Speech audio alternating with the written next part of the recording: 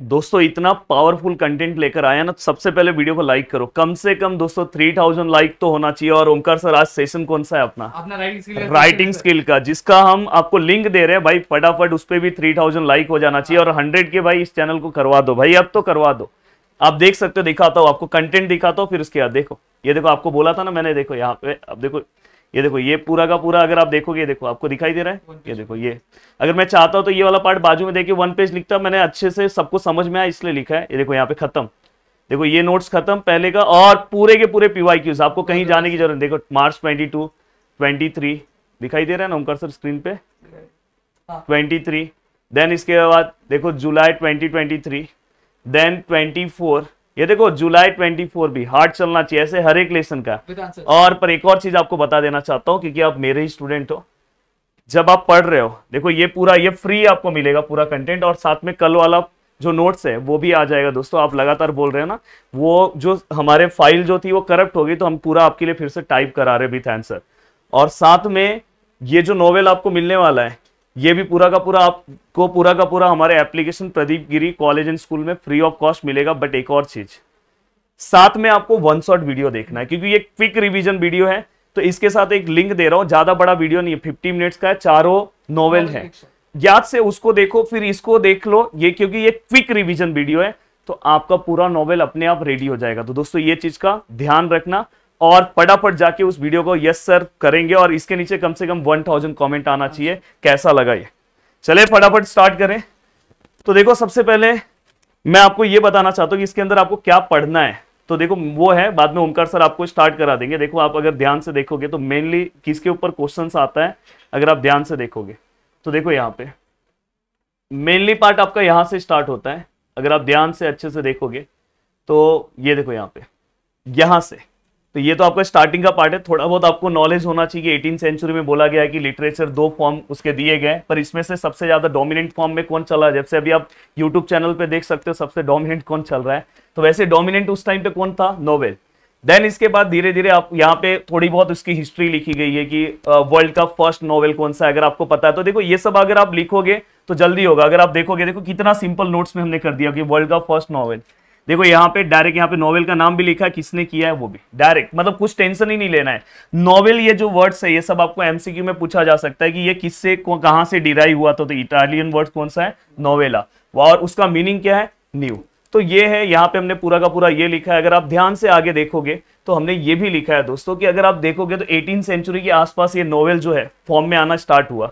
और अगर आप ध्यान से देखोगे तो उसके वहां पे अगर आप देखोगे तो उस टाइम पे ड्रामा और जो पोएम सेक्शन आप देखते हो, पोएट्री, ये वाला पार्ट धीरे धीरे फिर क्या होने लगा ओमकार सर, कम होने लगा। मेन आपके लिए, आपके एग्जाम के लिए दोस्तों यहां से जर्नी इंपॉर्टेंट है। मेन ये इस टाइप के क्वेश्चंस आते हैं, तो बस आपके लिए क्या है कि फटाफट फटाफट आप पढ़ते जाओ। तो प्लीज ओमकार सर आप कंटिन्यू करो, क्योंकि मेरा ऑफलाइन क्लास है। तो आप देखो ओमकार सर ने इतना अच्छा कंटेंट बनाया, एक हार्ट चलना चाहिए ओमकार सर। एक गुड न्यूज आप बता, एक अप्रिसिएशन वाला सर 1 पेज नोट्स, एप्रिसिएशन का 1 पेज नोट्स भी आने वाला है दोस्तों। अगर आप इस वीडियो के नीचे 1000 कमेंट कर दोगे तो वो भी मिल जाएगा। और साथ में एक ग्रामर का वीडियो भी आज हम बनाने वाले हैं, और वो वीडियो पूरा का पूरा हमने ऑलरेडी कल आपको ग्रामर दे दिया, पर मैंने बोला कि मेरे साइड से भी कुछ चीजें हैं जो आपको कंप्लीट करना चाहिए। ओमकार सर फटाफट हाँ सर निपटा दो, क्योंकि मेरा देखो लेक्चर है दोस्तों, तो अब ओमकार सर आपको बहुत अच्छे से हेल्प करेंगे, और ओमकार सर के लिए हार्ड चलना चाहिए।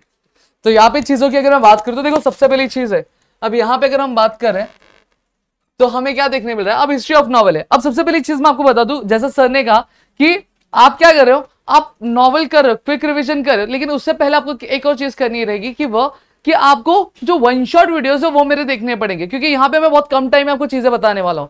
सबसे पहली चीजों को क्या क्या पढ़ना बता दूं, देखो फटाफट बता देता हूँ। 18वीं सेंचुरी में इंग्लिश लिटरेचर में 2 गिफ्ट है, एक पीरियोडिकल है, एक नॉवल। इनके कैरेक्टरिस्टिक क्या, ये पजेस क्या करते थे, इंटेलेक्चुअल सेंटिमेंटल चीजें, रियलिस्टिक जो एस्पेक्ट है लाइफ के उसको। अब इन दोनों में से अगर मैं बात करूं तो सबसे ज्यादा डोमिनेंट क्या निकला, आपका नॉवल निकला। अब ये जो नॉवेल है ये क्या होता है, एक लॉन्ग नैरेटिव फिक्शन होता है जो प्रोज के फॉर्म में हमें क्या प्रोवाइड किया जाता है, हो गया। फिर ये जो वर्ड नॉवेल है डिराइव कौन से वर्ड से हुआ, इटालियन वर्ड नॉवेलस है, जिसका मतलब क्या होता है, न्यू, खत्म। देखो अर्लियर स्टेजेस, अब नॉवेल से पहले क्या पढ़ते थे लोग, ग्रीक रोमांसेस पढ़ते थे, कहा 2nd सेंचुरी से 6th सेंचुरी तक ये चीजें, और उसके 3 नाम है, वो नाम मुझे कमेंट सेक्शन में बता देना, यहाँ पे मैंने मेंशन नहीं किया है, ठीक है। फिर लेडी मुरासाकी जो टेल ऑफ जेंजी, ये वर्ल्ड का पहला नॉवल था। फिर डॉन क्विक्साइड, ये जो था डॉन क्विक्साइड किसने लिखा था? माइकल डे सर्वेंटेस ने लिखा था। ये यूरोप का पहला नॉवल था। फिर ग्रोथ ऑफ नॉवल, अब नॉवल बढ़ा कैसे, इतना पॉपुलर हुआ कैसे? तो 18th सेंचुरी के क्या क्या फैक्टर्स थे? सबसे पहली चीज, मिडिल क्लास रीडर्स का जो थे उनका नंबर ज्यादा हो गया था। कैसे? इंडस्ट्रियल रेवोल्यूशन आ गया था, जिसकी वजह से मशीनें क्या हो गई थी, आ गई थी, जिसकी वजह से अब मिडिल क्लास को काम कम करना पड़ता था, और वहीं पे कुछ जो मिडिल क्लास है उनको टाइम मिलने लगा कि वो बुक्स नॉवेल्स भी क्या पढ़ सकते। वहीं पे फिर दूसरा रीजन क्या था? न्यूज़पेपर और मैगजीन आया जो मिडिल क्लास रीडर्स को बहुत ज्यादा अट्रैक्ट कर रहा था, जिसकी वजह से अब क्या हो गया, अब नॉवेल में अपने कुछ चेंजेस किए, ये एक मेन रीजन हो गया। और वहीं पे ड्रामा और पोएट्री क्या हो गया, कम हो गया। अब ये स्टारवर्ड नॉवेलिस्ट यहाँ पे नाम दिए गए कि ये ऐसे थे जो सिर्फ नॉवल ही लिखा करते थे, नॉवल के अलावा कुछ भी किया नहीं करते थे। हो गया मेजर नॉवेलिस्ट। और उनके वक्त यहाँ देखो नाम दिया मैंने पूरा, और यहाँ पे उनके नॉवेल का नाम, जैसे जॉन बन्या ने क्या लिखा था? पिलग्रिम्स प्रोग्रेस 1678, एप्रा बेन ने Oroonoko 1688, Daniel Defoe Robinson Crusoe, Moll Flanders, फिर जोनाथन स्विफ्ट ने गुलिवर्स ट्रैवल्स। हो गया, देखो बहुत इजी है। फिर Samuel Richardson, Pamela Clarissa, epistolic novel. फिर ये Henry Fielding, Laurence Sterne, Tobias Smollett, ये क्या थे? ऐसे नॉवेलिस्ट थे जिन्होंने क्या किया, आपका जो ट्रेडिशन था नॉवेल का वो बढ़ाया। फिर Walter Scott, Charles Dickens, Walter Scott, Thomas Hardy, H G. Wells, ये पॉपुलर 19th सेंचुरी के नॉवेलिस्ट थे। फिर 20th सेंचुरी के writers John Joyce, George Orwell, D H. Lawrence, William Golding, ये नाम दिया हुआ है। अब वुमेन नॉवेलिस्ट भी है, फ्रांसिस बर्नी, एवेलिना, एन रेडक्लिफ है, गॉथिक नॉवेल्स लिखा इन्होंने। मैरी शेले, फ्रैंकस्टीन, जो साइंस बेस्ड नॉवल थी। हो गया। बाकी नोटेबल वुमेन नॉवेलिस्ट कौन थे? पहले आते हैं Jane Austen, influence readers mind through her novels. फिर कौन आता है? ब्रॉन्टे सिस्टर्स, एमिलिया कॉलेट, जिन्होंने क्या लिखा? वदरिंग हाइट्स और जेन एयर। फिर मैरी एंड एवांस क्या लिखा? Psychological novels. फिर वर्जीना वुल्फ ने जो पायनियर थी, मतलब क्या फाउंडर थी स्ट्रीम ऑफ कॉन्शियसनेस की टेक्निक की। फिर अगाथा क्रिस्टी, ये क्राइम नॉवेल्स लिखा गया। हो गया। अब इंडियन इंग्लिश नॉवेल में क्या था? राजमोहन स्वाइफ, ये किसने लिखा था? बंकिम चंद्र चट्टोपाध्याय, जो कि पहला इंग्लिश नॉवल था। फिर मुल्कराज आनंद, आर के नारायण और राजा राव, ये तीन तिगाड़ा, सबका काम बिगाड़ा वाला काम था। समझ में आ गया? तो पूरे इंडिया में इनका नाम चलता था नॉवेल में। मॉडर्न इंडिया के नॉवेलिस्ट अमिताभ घोष, विक्रम शेठ, अरुंधति रॉय और किरण देसाई, ये नाम याद रखना। सलमान रुश्दी, अरविंद अडिगा और तीन नाम और टेक्स्ट बुक में देख लो, या फिर मेरा जो दूसरा नोट है उसमें से देख लो, ठीक है, जिन्होंने क्या किया था? ग्लोबल लेवल पे नाम कमाया था। फिर नॉवेला, ये क्या था? ये छोटा था, नॉवेल की कंपैरिजन बहुत ज्यादा छोटा हुआ करता था। यहाँ पे देखो कुछ famous novellas, heart of darkness, Joseph Conrad, death in Venice, ठीक है, sorry novellas heart of darkness किसने लिखा? Joseph Conrad. Death in Venice किसने लिखा? Thomas Mann. और जो पर्ल था ये किसने लिखा? जॉन स्टैनबिक ने। एलिमेंट्स, अब आपके एग्जाम में क्वेश्चन आएगा कितने एलिमेंट्स है नॉवेल के? 6 एलिमेंट, देखो नाम दिया, theme, plot, character, setting, conflict, language. फिर टाइप्स ऑफ नॉवेल की अगर मैं बात करूं तो यहाँ पे देखो, रियलिस्टिक नॉवल जो रियल लाइफ एक्सपीरियंस को, पिकारेस्टिक नॉवल जो एडवेंचर्स होते हैं उसको बताता है, हिस्टोरिकल नॉवल जो हिस्ट्री पे बेस्ड होती है, एपिस्टोलरी नॉवल जो लेटर और डायरीज के फॉर्म में क्या करता है? पूरा का पूरा इंफॉर्मेशन देता है। फिर देखो यूटोपियन, डायस्टोपियन, इमेजिनरी, परफेक्ट या फिर चॉटिक वर्ल्ड। साइकोलॉजिकल नॉवल जो इंटरनल थॉट्स और मेंटल स्ट्रगल से डील करता है। फिर उसके बाद बिल्डनस्ट्रोमल नॉवल, ये प्रोटोगोनिस्ट के चाइल्डहुड से एडल्टहुड की जर्नी बताता है। फिर साइंस फिक्शन नॉवल, ये क्या होता है? फ्यूरिस्टिक कॉन्सेप्ट्स होता है, साइंटिफिक इनोवेशन। फिर आता है detective fiction, crime solving stories, जो अगाथा क्रिस्टी। हो गया, डन। अब पीवाई के देख लो, बहुत इजी है। मुरासाकी शिकिबु, टेल ऑफ जिंजी, मैंने मेंशन किया है, हाँ देखो यहाँ पे मेरे नोट्स में मैंने मेंशन किया हुआ है, यहाँ पे देखो देखो देखो, मैं दिखा रहा हूँ, ऐसे नहीं कि एवं मैं बता रहा हूँ, ये सारी चीजें की कुछ नहीं तो 5 से 6 घंटे का टाइम लगा है, ठीक है। उससे पहले पूरा रिव्यू करना है कि क्वेश्चन कहाँ से आ रहे हैं, क्या आ रहा है, क्या क्या चीजें पूछे, फिर उसके बाद कंटेंट में देखो। Lady मुरासाकी Shikibu, tell of Gingee, दुनिया का पहला नॉवल है मेंशन, क्वेश्चन देखो आया है, दिख रहा है। जोनाथन स्विफ्ट, रीड करोगे आपको खुद पता चल जाएगा। जोनाथन स्विफ्ट ने क्या लिखा था? आपका गुलिवर्स ट्रैवल। फिर जॉन बन्या ने क्या लिखा था? Pilgrims progress. फिर बंकिम चंद्र चट्टोपाध्याय, राजमोहन स्वाइफ। हो गया। फिर देखो pick out the odd man, Amitav Ghosh, Vikram Seth, Henry fielding, Amita Desai. नाम अंग्रेजों वाला उसका है हेनरी फील्डिंग, निकाल दो। प्लॉट, नोवेला, सेटिंग, थीम, क्या है? नोवेला, निकालो। प्लेस, टाइम, क्लाइमेट, एपिस्टोलरी है। फिर horror, mystery, picaresque, thriller, picaresque. समझ में आ गया? तो ये पूरा का पूरा। अब मैं नेक्स्ट नॉवल पे चलूंगा तो आपको एक चीज क्लियर हो गया होगा कि क्वेश्चन किस तरह के आएंगे और नोट्स कितना वैल्यूएबल है। फिर वापस कहूंगा सिर्फ नोट देखोगे काम नहीं चलेगा, वन शॉट देखना पड़ेगा, तो वन शॉट जरूर देख लेना दोस्तों, ठीक है। क्लियर है? देखो 9 मिनट में मैंने ये वाली चीजें कंप्लीट कर दी। अब नेक्स्ट वाले नॉवल पे चलते हैं। टू सर विथ, अब बोलोगे सर क्या बनाया है? अब देखो यहां पे दिख रहा है, अब देखो बहुत अच्छी तरीके से बनाया है। सबसे पहली चीज अगर मैं बात करूं तो यहाँ पे हमने एक एक चीज डिराइव की, डिस्क्राइब किए, क्या है, कैसा है, किस तरीके से। फिर बोल रहा हूँ कि नोट्स, क्विक रिवीजन नोट्स है, थोड़ा सबको एक और डिटेल में आइडिया होना चाहिए, तो आपको क्या देखना, आपको वन शॉट वीडियो जरूर देखनी है।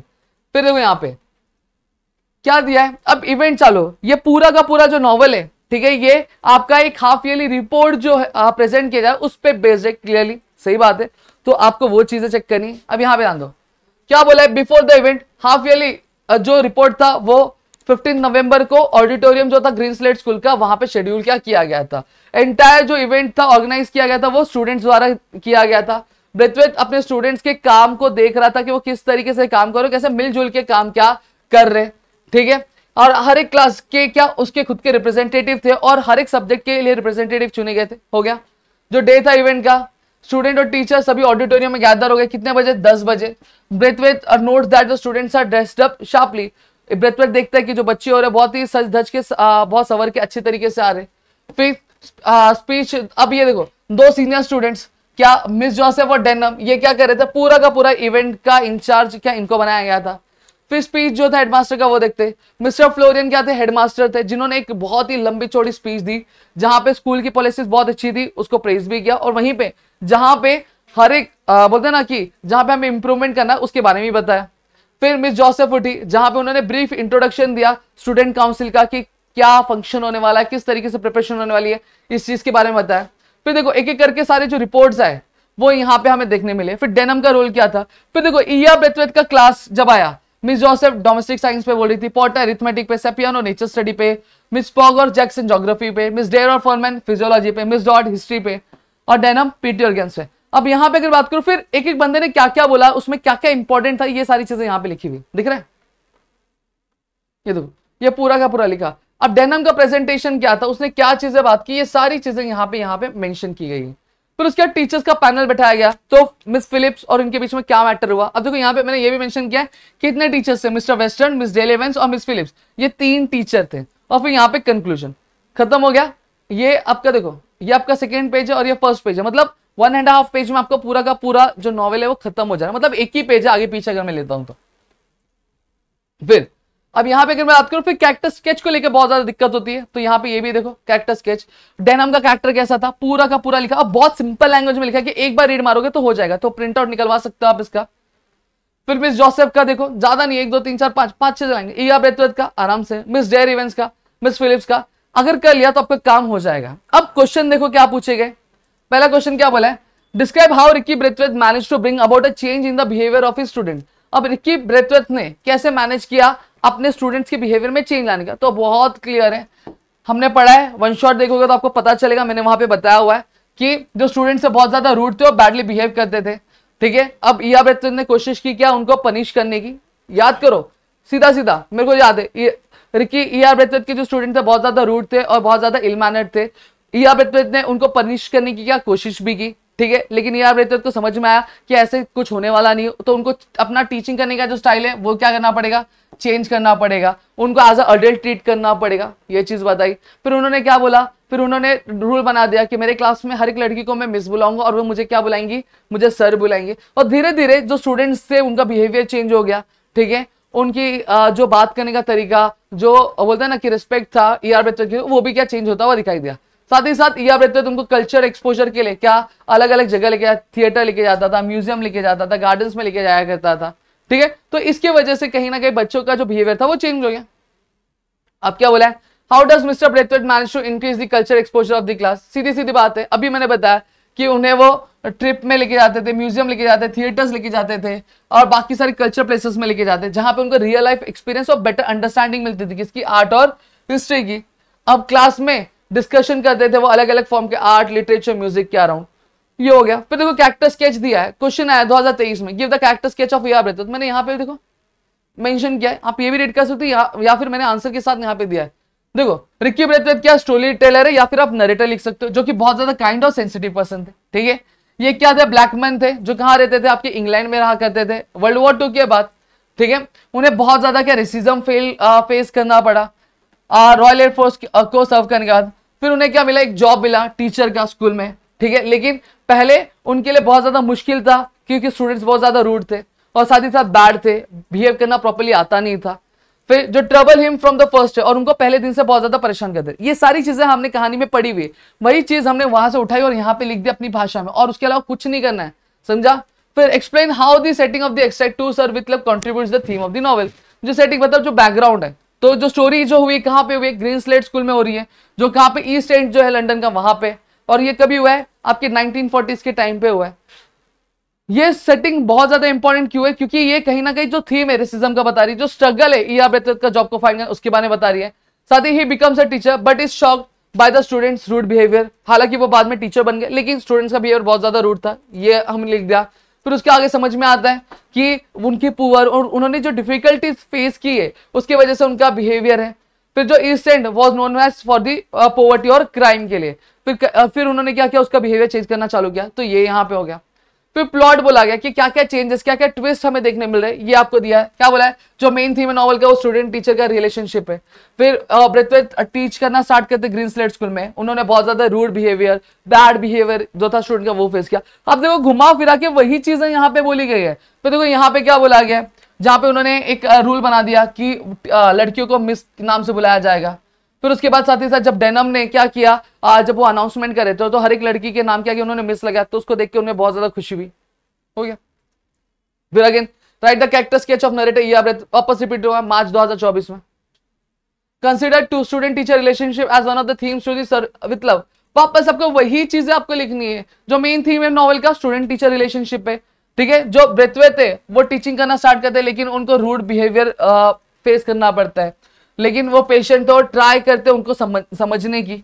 फिर उसके बाद उन्होंने क्या एक बॉन्ड बना लिया म्यूचुअल रिस्पेक्ट का। स्टूडेंट्स को बोला कि तुम मुझे सर बोलो, और गर्ल्स को क्या बोलेंगे, मिस बुलाएंगे, और बच्चों और जो लड़के थे उनको उनके लास्ट नेम से बुलाएंगे। फिर at first they resist out later accepted, पहले तो वो मना करते थे, लेकिन बाद में धीरे धीरे उन्होंने क्या किया, एक्सेप्ट कर लिया, यही चीज है, समझ में आ गया। फिर डेनम ने एक बोल्ड ओपिनियन दिया अपना पीटी क्लास पे, समझा। तो कहानी बहुत ज्यादा जरूरी हो जाती है आपके लिए समझना। तो यहाँ पे पूरा पीवाईक्यू भी मैंने मेंशन कर दिया, आप चेकआउट कर लो। फिर उसके बाद अगर मैं बात करूं,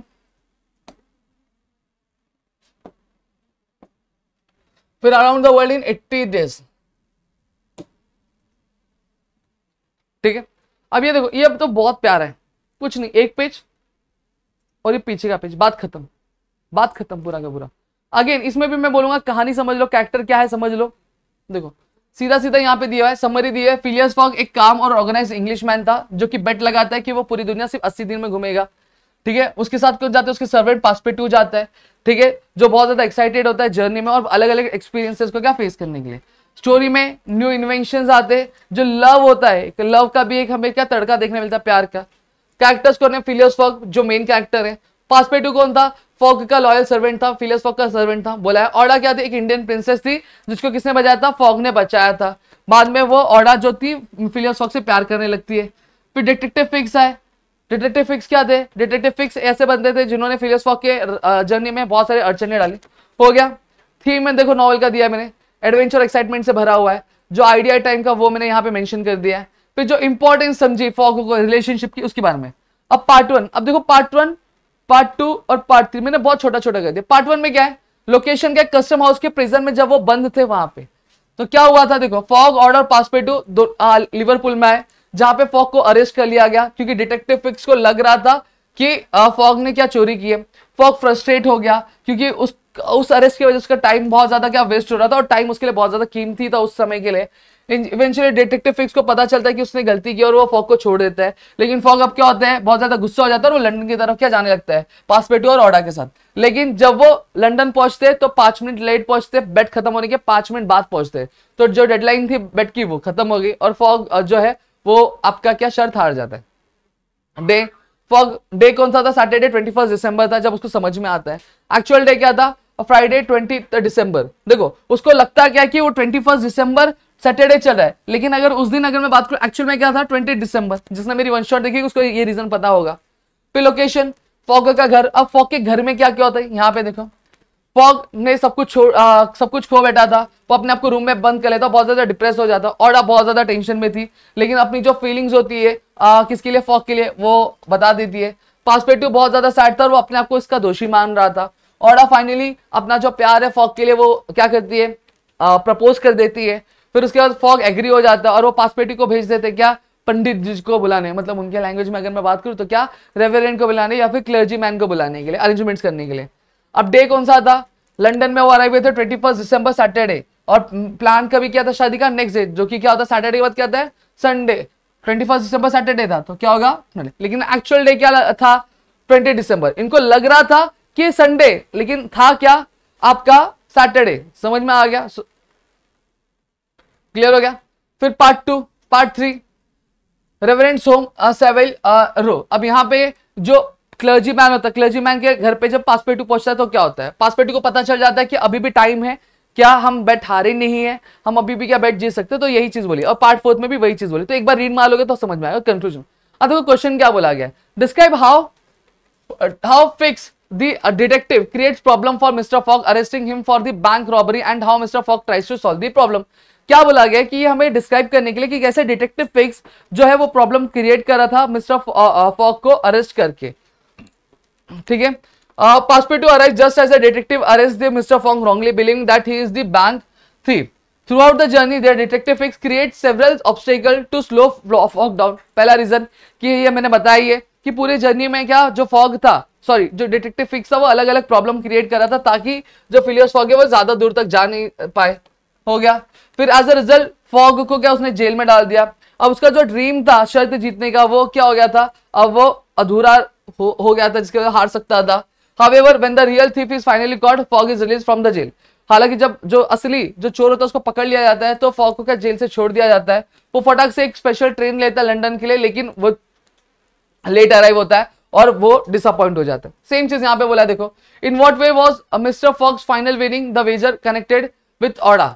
और जो अब फाइनल जो विनिंग थी मिस्टर फॉग की वो कैसे ऑर्डा से कनेक्टेड थी। अगेन ट्रैवलिंग, जब वो इंडिया में ट्रैवल कर रहे थे तो फॉग क्या करता है, एक लेडी को बचाता है जिसका नाम क्या था ऑर्डा, डेंजर से। फिर उसके बाद उसके जो ऑर्डा होती है उसके साथ पूरी जर्नी में रहती है। अब बहुत सारे एडवेंचर्स के बाद वो फाइनली लंदन पहुंचते हैं। ऑर्डा जो रहती है अपनी जो फीलिंग्स होती है फॉग के लिए वो एक्सप्रेस कर देती है और फिर वो लोग प्लान कर लेते हैं कि वो शादी करेंगे और यहाँ पे वो दोनों ही खुश हो जाते हैं, ठीक है। हालांकि जो फॉग होता है कि उसने वो बेट हार गया है, वो ये मानता है, इसलिए वो डिसाइड करता है कि to go ahead with the wedding. Later Passepartout realizes they have gain an extra day. बाद में जब वो रेवरेंस के पास जाता है या फिर क्लर्जी मैन के पास जाता है तो उसको पता चलता है कि हमारे पास हमने एक दिन एक्स्ट्रा क्या पा लिया। तो ये चीज यहाँ पे बोली गई है। तो सेम चीज यहाँ पे आपको पूरा का पूरा बोला, एक बार रीड मारोगे, बहुत सिंपल लैंग्वेज में मैंने यहाँ पे प्रोवाइड किया हुआ है, ठीक है। फिर उसके बाद अगर मैं बात करूं द साइन ऑफ 4। अब साइन ऑफ 4 में देखो स्टेप बाय स्टेप चीजें लिखी है। पहले होम्स डॉक्टर वॉटसन से कौन मिलती है, मैरी मॉस्टन मिलती है। फिर ये सब कहाँ जाते हैं, थिएटर में जाते हैं मीटिंग में, तो किससे मिलते हैं, थेडिया शॉल्टो से मिलते हैं, वो भी लिखा हुआ है। फिर ये बॉर्थमिलियो के ये लोग फैमिली स्ट्रीट में जाते हैं तो बॉर्थमिलियो की डेथ हुई रहती है। फिर बॉर्थमिलियो की डेथ का मर्डर्स का पता कैसे लगाया जाता है इसके बारे में लिखा है। फिर उसके बाद क्रिमिनल्स को कैसे पकड़ा जाता है वो लिखा है। फिर जोनाथन स्मॉल जो कि एक्चुअल क्रिमिनल होता है वो क्या क्या बताता है, कहानी क्या बताता है, उसका कन्फेशन क्या होता है वो बताया। फिर ट्रेजर घूम जाता है उसके बारे में बताया गया।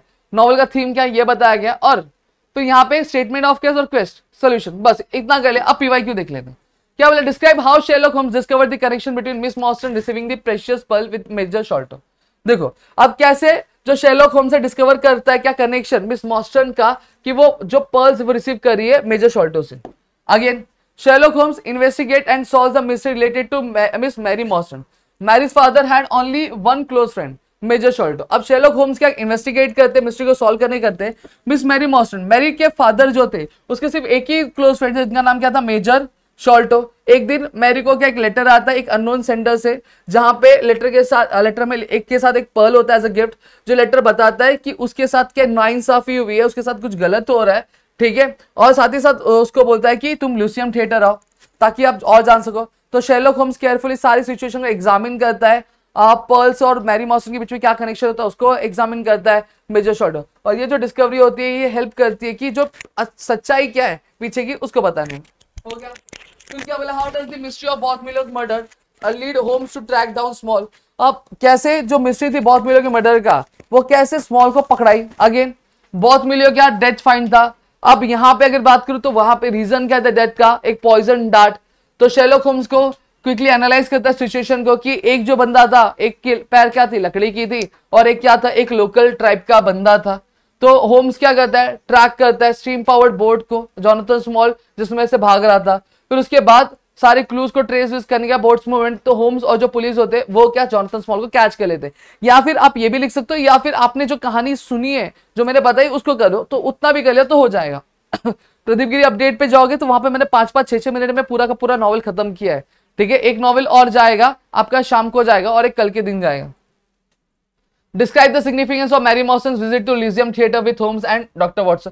अब इंपॉर्टेंस पूछा गया कि मैरी मॉर्सन का विजिट ल्यूजियम थिएटर में होम्स और डॉक्टर वॉटसन के लिए कैसे इंपॉर्टेंट था। अगेन मैरी मॉर्सन विजिट करती है ल्यूजियम थिएटर, किसके साथ, शेरलॉक होम्स और वॉटसन के साथ, जो कि क्रूशियल मोमेंट था स्टोरी में, ठीक है। शी हैड बीन, अब उसे क्या हो रहा था, पर्ल्स क्या रिसीव हो रहे थे कई सालों से, साथ ही साथ उन्हें लेटर मिला था कि वो क्या है, अब ल्यूजियम थिएटर आए और उसके साथ कुछ इनजस्टिस हो रहा है उसके पता करने के लिए। क्यूरियस और and wanting answer she took homes and Watson with her for safety and support. अब जानने के लिए क्या ना इंसाफी और ये कौन है जो मुझे पर्ल भेज रहा है, तो इसलिए उन्होंने शेरलॉक होम्स और वॉटसन को अपने साथ क्या ले लिया। फिर विजिट के दौरान उन्होंने क्या किया, they started to piece together clues about her father's mysterious disappearance. अब इन्होंने विजिट के बाद उन्होंने जो सारे जो चीजें थी उन सभी को जोड़ जोड़ के पता लगाने की कोशिश की, उनके पापा गायब कैसे हुए।